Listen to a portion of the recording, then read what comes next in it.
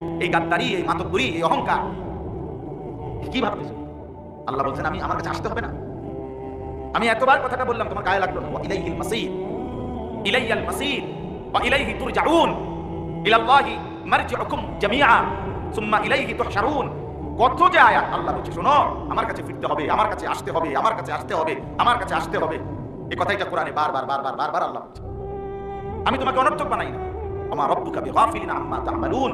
আল্লাহ বলে, বান্দা শোনো, তোমরা যা করছো আমি আল্লাহকে তোমাদের একটি সেকেন্ডের, একটি পলকের ব্যাপারেও আমাকে গাফিল ভেবো না। আমি খবর রাখি, হিসাব রাখি, নজর দিয়ে চোখে দেখি।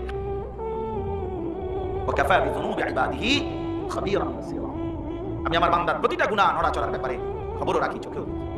ওয়া কাফা বিনা হাসিবিন। হিসাবের জন্য আমি আল্লাহ একাই যথেষ্ট, একাই যথেষ্ট। ওয়া কাফা, যথেষ্ট। আল্লাহ আহসাবুল্লাহ ওয়া নাসু। আল্লাহ বলে, বান্দা আমি গুনে রাখছি, তুমি ভুলে যাচ্ছ।